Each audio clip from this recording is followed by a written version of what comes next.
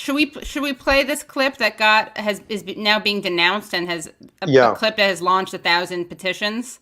Okay, and this is going to be a big deal because it's a bit. I mean, it's a big deal just to prepare people. It's a big deal because there was actually a funny and biting joke on Saturday Night Live.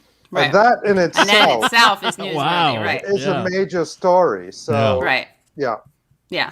And we're going to get some. And Jack, by the way, is a very interesting guest because he is someone who has had a personal feud with Michael Che. But he's so committed to fairness that he's going to, as you'll see, defend him. We'll talk about this, yeah. Okay. Israel is reporting that they vaccinated half of their population. And I'm going to guess it's the Jewish half. Now, okay. I should have offered a trigger warning because that is anti-Semitic, racist bile that perpetuates libel somehow, the blood libel thing. That doesn't even work. Like, guys, do better. We can do better. There's so many anti-Semitic stereotypes. You got to be able to find one that works better with that one. But that is now being condemned. And of course, perhaps if Israel were actually vaccinating everyone, including and if they were not blocking COVID vaccinations from getting into Gaza, perhaps it would be an unfair thing to say. But Ali, can you tell us about the reality there? Yeah, I mean, that, first of all, like I said, I just want to get this off my chest before we get into the serious stuff, is that one of the things I cannot understand about the United States is like why every Monday or Sunday or whatever it is, there are news reports about what was on Saturday Night Live. I mean, there's a whole cottage industry of literally just describing television shows, and that is news. That's news. Particularly Saturday Night Live, as if Saturday Night Live is one of the branches of government. Yeah.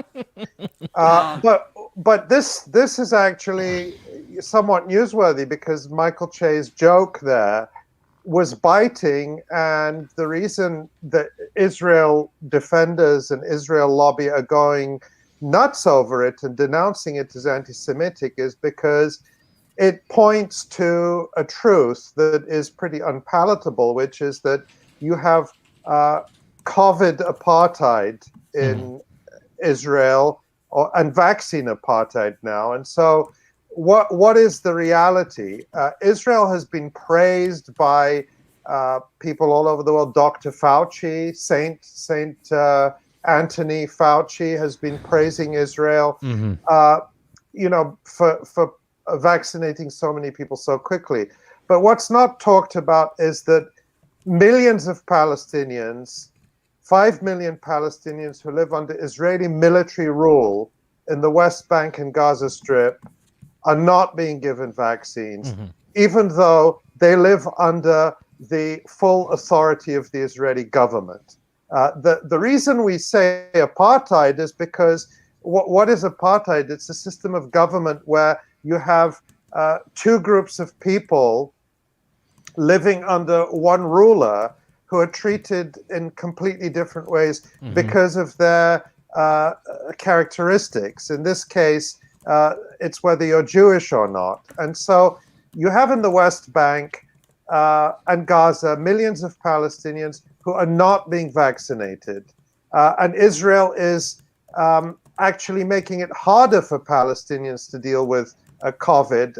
In Gaza, you have 2 million Palestinians who actually the Palestinian Authority was able to get some doses of the Sputnik, the Russian vaccine, and Israel blocked them from getting into Gaza. But what you also have in the West Bank, and this really, I think, brings home the kind of Jim Crow apartheid nature of it, is that if you are an Israeli settler living in the West Bank on land stolen from Palestinians, you will get a vaccine.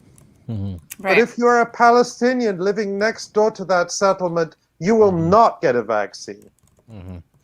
I thought there was a post by Avi Mayer, who was responding to this. This is one of the people that is very upset by this post, by this joke. He said, every Israeli citizen, Jewish and Arab, Muslim, Christian, or if any of no faith, is eligible to be vaccinated. 2/3 of Israel's Arab citizens over 60 have been, which I think there's a really important key word there, which is every Israeli citizen. And who is allowed to be a citizen of Israel, even if they are under sort of like the rule and government pressure of Israel. So he's telling a partial truth, and he's lying by omission. Let me put it that way. Avi Mayer is one of the most skilled I can put it up here. Pro-Israel propagandists, and he's lying by omission. It is true that all Israeli citizens are eligible for vaccination. And who are Israeli citizens? Well, you've got about 5.5–6 million Jewish citizens. They will all be vaccinated, including the settlers in the West Bank. Then you have about 1.5 million Palestinians who are citizens of Israel. They are eligible for vaccinations. That's true. That's what he's saying.